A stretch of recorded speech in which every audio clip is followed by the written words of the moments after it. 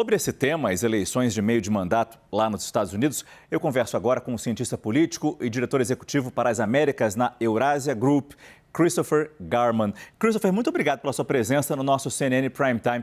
Eu pergunto a partir desse ponto que a Heloísa nos entregou, a participação de Donald Trump. A gente sabe que foi muito intensa, ele indicou candidatos, participou de comícios. O que pode representar uma vitória republicana nas eleições de amanhã, nas chances, na possibilidade realmente de Trump voltar a ser candidato à presidência dos Estados Unidos?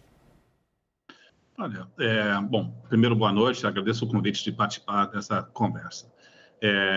Acho que muitos vão estar olhando os resultados nessa terça-feira como um sinal de um voto de confiança ou não no presidente Joe Biden. Os republicanos estão muito bem posicionados para poder assumir controle da Câmara de Deputados, né, o House of Representatives, e também no não vai de poder assumir o controle do Senado. Né? Acho que essa é o controle do Senado é muito difícil de cravar. Achamos nós na Eurásia que os republicanos tendem a ter uma maioria também no Senado, mas alguns estados-chaves vão definir. Mas a visão aqui em Washington, eu diria, na classe política, se os republicanos, nós temos uma onda republicana mais forte, isso enfraquece o Biden nas suas perspectivas de poder buscar uma reeleição e, entre aspas, fortalece o Donald Trump. Mas eu também teria um pouco de cautela nesse tipo de leitura, né? Porque muitas vezes se vê o resultado de umas eleições no meio de um mandato como um sinal de voto de confiança ou não por uma disputa nacional. Mas, tradicionalmente, nos Estados Unidos, o partido que governa sofre um revés nessas eleições no meio do mandato. Então, é um fenômeno muito comum. Acho que a visão também dentro do Partido Democrata vai se balizar onde é que está o Joe Biden na sua taxa de aprovação, quais são as melhores chances de poder permanecer na Casa Branca e se ele se mostrar numa posição mais vantajosa, ele pode sim ganhar a candidatura. Mas certamente no curto prazo, com uma vitória republicana, o ruído e as vozes desacreditando nele em 2024 tende a crescer. A gente sabe que a economia é sempre um tema importantíssimo para os eleitores americanos, se mostrou importante também na nossa eleição presidencial aqui no Brasil, mas a gente sabe que esse ano, além de economia, tem a questão do aborto também, tendo um peso importante na cabeça dos eleitores. Daí eu te pergunto, os eleitores, como eles estão para essas eleições? Animados para votar, empolgados em participar este ano dessa eleição de meio de mandato que é tão importante? Nós tivemos dois momentos, Márcio. Eu acho que no verão americano, até alguns 2, 3 meses atrás, os democratas estavam com, assim, as pesquisas de opinião estavam mostrando que eles estavam ganhando um certo ímpeto. Temas como o aborto estavam ganhando mais relevância, defesa da democracia, muita preocupação sobre, assim, até atos de violência, né, contra Nancy Pelosi e o marido dela. Então, esse tipo de tema ganhou mais relevo. O Biden também foi ajudado pela queda dos preços de gasolina, que também ajudou o consumidor, a taxa de aprovação dele subiu. Então, aí, assim, as apostas majoritárias estavam mais para os democratas reterem o Senado e não perante os republicanos. Mas no último mês, começou a tender para o outro lado. As preocupações econômicas estão falando um pouco mais elevado, inflação está começando a pegar um pouco mais, preocupação com a democracia caindo, em termos de aborto também. Então, essa é a razão que nós na Eurásia acreditamos de que, olhando que a preocupação está virando mais custo de vida, nas pesquisas, os republicanos estão começando a subir em alguns dos estados-chave que vão definir o controle do Senado. Então, nossa aposta é uma aposta sem muita convicção, né? Mas que os republicanos têm uma ligeira vantagem no Senado, dado o foco no custo de vida. Esse é o calcanhar de Aquiles para o Biden, é o calcanhar de Aquiles para qualquer governante hoje. E como você muito bem colocou, foi a razão, provavelmente, que o Bolsonaro perdeu no Brasil também, a inflação. Agora, Christopher, perdendo esse apoio pequeno, ligeiro que existe no Senado, o que pode ficar de prejudicado nos programas, nas ideias, nos projetos de governo de Joe Biden, dos democratas? Olha, assim, os republicanos terem o controle da Câmara e o Senado importa bastante, porque isso significa que o Congresso consegue passar legislação que é promovida pelos republicanos. Se os republicanos só conseguem a Câmara e não conseguem o Senado, aí nós estamos num ambiente de impasse, mas pelo menos o Congresso também não aprova medidas com apoio da liderança republicana. Algumas coisas estão em jogo. Os republicanos estão querendo adotar uma postura mais belicosa contra os chineses. Então, tem várias medidas anti-China que estão sendo endossadas por lideranças republicanas que podem exacerbar a relação Estados Unidos e China. É claro que o governo Biden está tomando uma postura dura com a China, mas o Partido Republicano é mais duro ainda, né? Nós temos também a possibilidade de avançar em investigações sobre o Joe Biden em si, possivelmente um processo de impeachment, e também sobre a sua família, o seu filho, Hunter Biden. Isso pode ganhar mais ímpeto se você tem o controle das duas casas. Se você tem o controle das duas casas, parte da legislação do lado ambiental mais amigável aos negócios também pode ser aprovado. Então, tudo isso que sai do Congresso pode ser...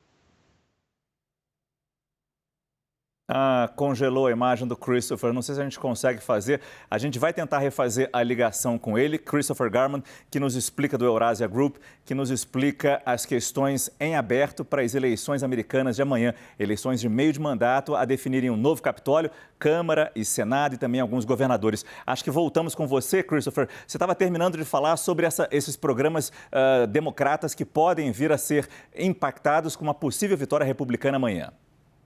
Sim, meu ponto é, se os republicanos têm controle das duas casas, eles conseguem aprovar legislação, não é? Seja no lado regulatório, seja no lado ambiental, seja no lado mais anti-China.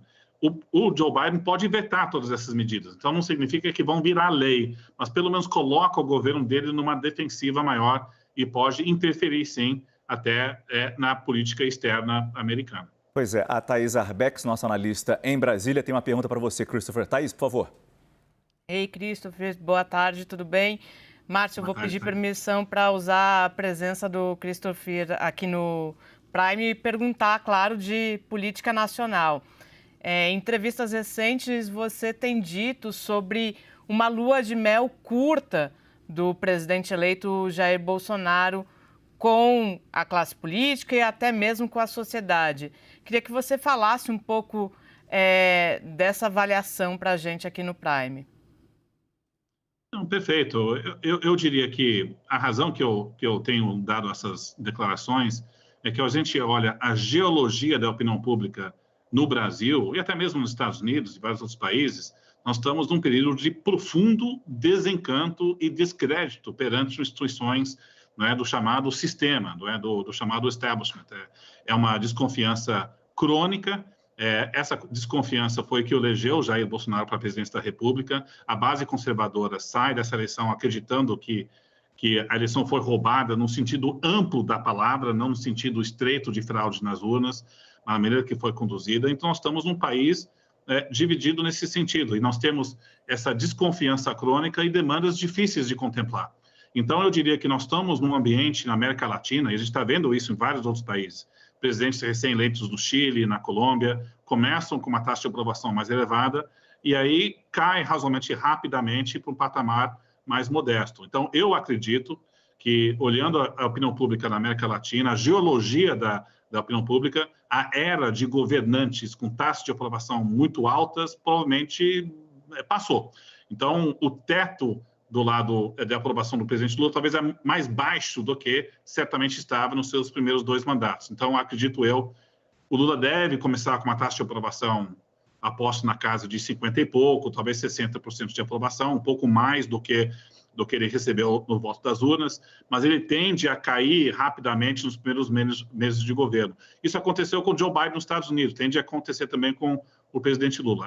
É sintomático desse ambiente turvo de descrédito tremendo que estamos vendo em vários países. Posso emendar mais uma, Márcio? Sim, claro, claro. Christopher, aqui em Brasília, a gente ouvia muito de agentes políticos, integrantes do judiciário, nesse período de eleição, de como a eleição no Brasil era significativa também para os Estados Unidos. Não sei se você consegue fazer essa análise para a gente, mas o que representa a eleição de Luiz Inácio Lula da Silva, não só para a América Latina, mas também pensando que os Estados Unidos estão próximos de ter uma nova eleição presidencial. O que isso significa para os Estados Unidos?